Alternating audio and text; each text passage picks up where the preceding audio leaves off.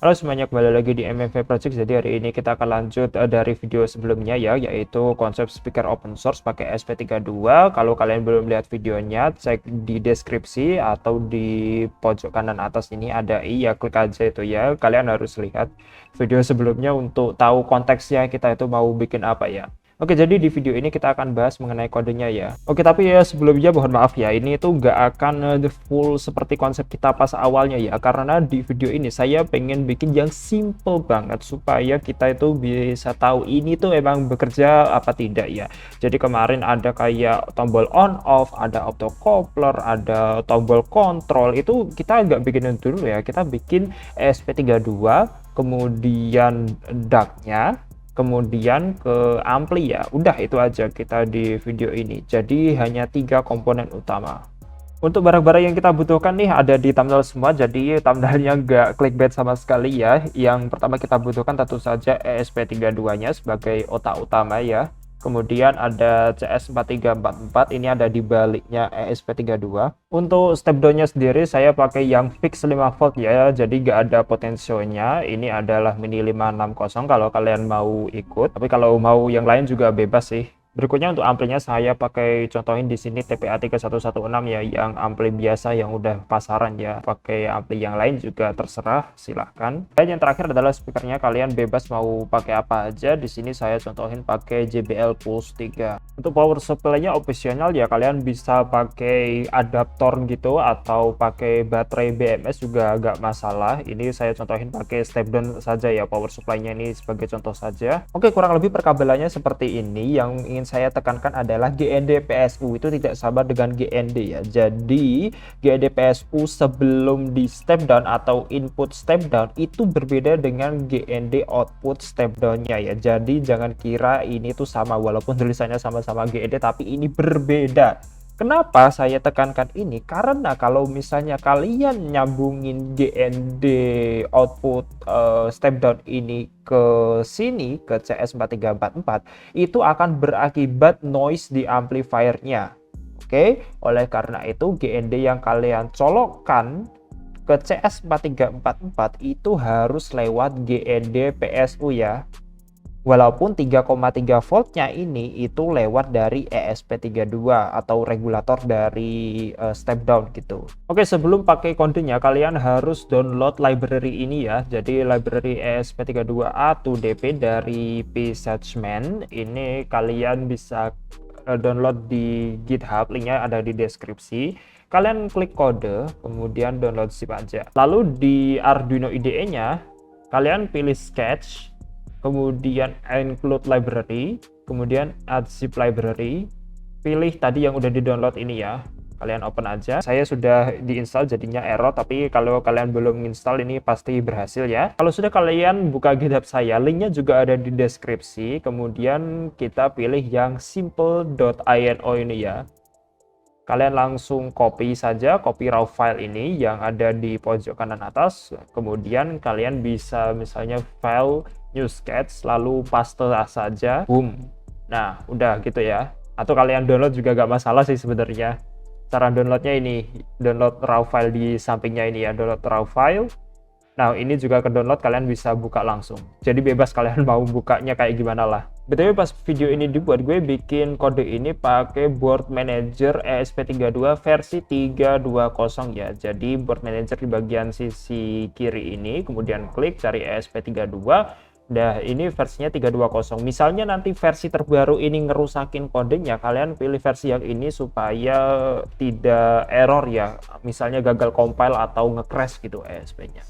Oke, mungkin kalau saya jelasin cuma kata-kata doang bakal cepet bosen ya. Jadi saya bikin flowchart sederhana supaya dia lebih gampang bacanya ya. Oke, yang pertama kita start ya. Start itu setup. Pas di setup, dia itu yang pertama kali dia lakukan adalah nge-setting I2S-nya. I2S itu apa? I2S itu protokol komunikasi antara ESP32-nya dengan DAC-nya itu pakai metode I2S.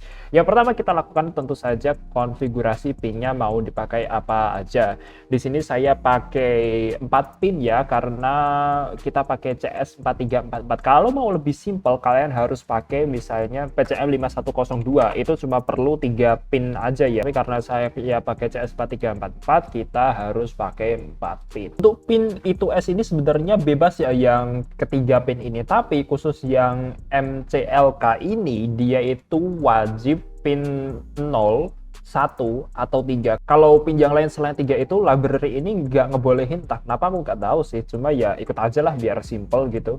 Berikutnya tentang settingan I2S ya, ini sebenarnya settingannya itu ada banyak informasinya di internet, kalian cari aja maksudnya per baris ini itu apa, tapi kurang lebih yang perlu kalian perhatiin adalah sample rate, kemudian bit per sample, dan channel formatnya ya, karena ini tuh sesuai sama sumber audio kalian ya, yang lainnya mungkin dibiarin kayak gini nggak masalah. Kemudian ada auto reconnect ya, maksudnya itu kalau dia sudah nyambung ke satu device, misalnya HP kalian gitu ya, nanti kalau dia hidup lagi dia akan langsung nyoba konekin ke HP kalian, jadi langsung auto reconnect lah seperti namanya.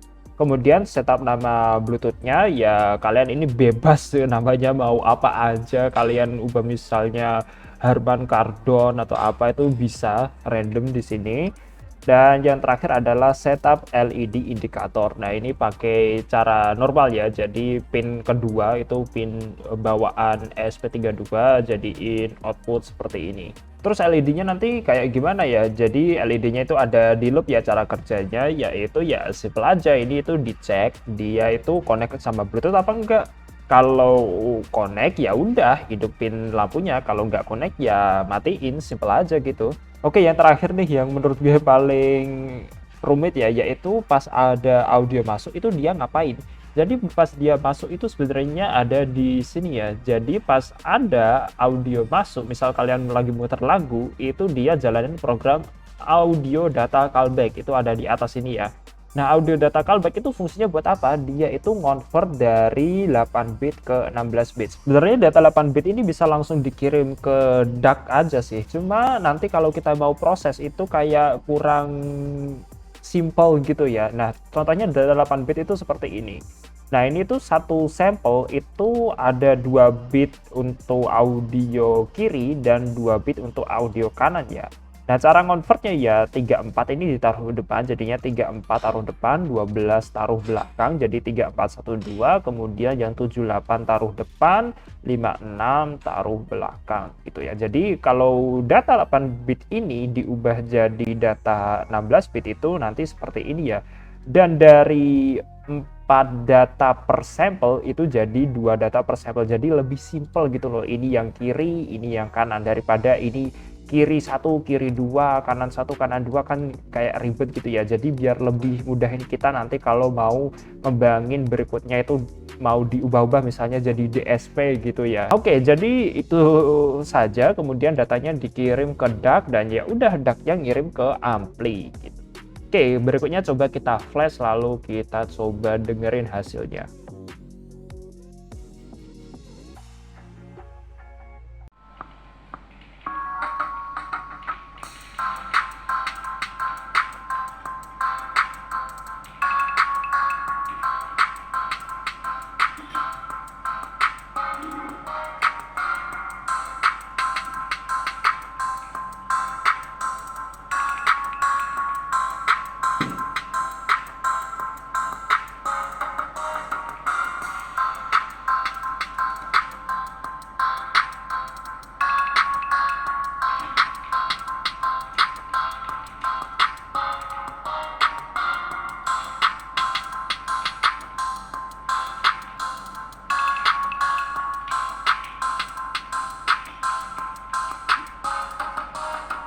Oke, tenang aja, ini baru awal, masih banyak yang perlu kita improve. Contohnya ini pas dihidupin atau dimatiin akan ngedek seperti ini ya.